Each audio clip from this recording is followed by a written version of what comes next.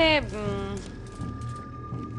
ফুলের বিল, গাড়ির বিল, ডেকোরেটরের বিল আর কেটারারের বিল, মানে সব মিলিয়ে যা হয়েছে তার হাফ করলে যেটা আমাদের ইভেন্ট ম্যানেজমেন্ট কোম্পানিকে দিতে হবে সেটা হলো নিয়ার অ্যাবাউট 3 লাখ। এত টাকা? এত মানে কি?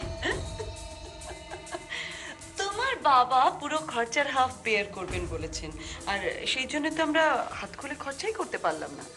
কত কি ইচ্ছে ছিল মনে, ভেবেছিলাম ওয়েন্ড্রেলার বিয়েটা এমন হবে যে সবাই একেবারে মনে রাখবে। আমাদের একমাত্র মেয়ে, সত্যি কত আফসোস থেকে গেল। 15,000 তোলা হয়েছে, তাহলে ব্যালেন্স থাকলো 25,200।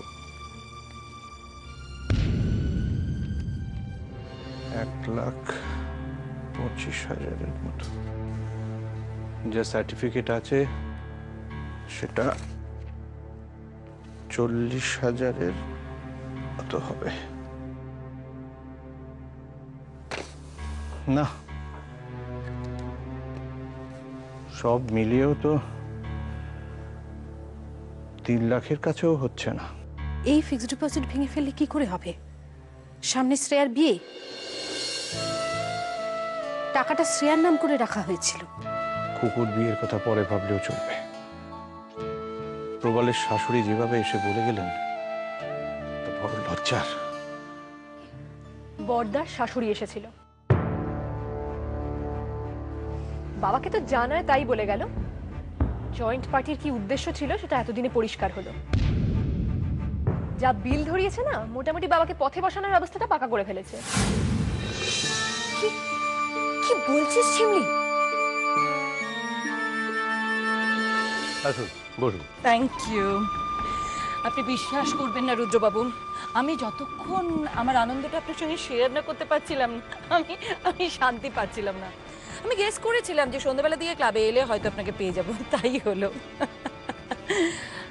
আজকে ক্লাবের ট্রিটটা আমরা দুজনে মিলে যদি দিতাম তাহলে খুব ভালো হতো, কিন্তু এই মুহূর্তে তো আমার আনন্দটা সবার সঙ্গে শেয়ার করতে পারছি না।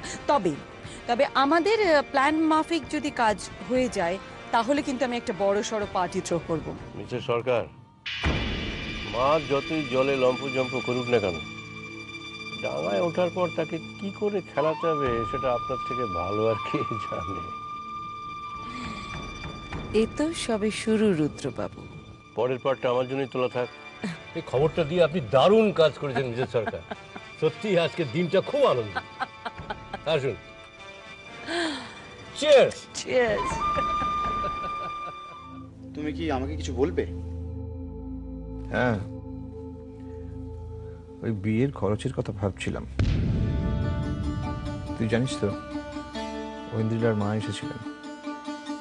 হ্যাঁ, ঐন্দ্রিলা বলছিল, কিন্তু কালকের মধ্যে এতগুলো টাকা কোত্থেকে পাবে বলো তো? সেটাই তো চিন্তা করছি। সেভিংস, ফিক্সড ডিপোজিট আর সার্টিফিকেট মিলিয়ে যা দাঁড়াচ্ছে তাতে মোটামুটি 2 লাখ আসছে, কিন্তু বাকি 1 লাখ সে কোথা থেকে? ভুলটা কিন্তু প্রথমে তোমারই হয়েছে বাবা। চেয়ে অর্ধেক খরচের কথাটা না বললেই পারতে। কি করতাম? আত্মীয় স্বজন পাড়া প্রতিবেশী মিলে সকলে পাত পেরে এসে খেয়ে বলতাম যে মেয়ে যখন আপনারই তখন খরচা আপনাকেই করতে হবে। ঠিক আছে, তোমার ভদ্রতা তুমি দেখিয়েছো, ঠিক আছে, বলো যে এই টাকাটা দেওয়ার ক্ষমতা আমার নেই। তুমি যদি একটু মাথাটা নোয়াও তাহলেই তো সব সমস্যা মিটে যায়। দেখো বাবা, এইটুকু টাকা দেওয়ার ক্ষমতা ওদের আছে, এটুকু টাকা ওদের হাতের ময়লা। প্রবাল,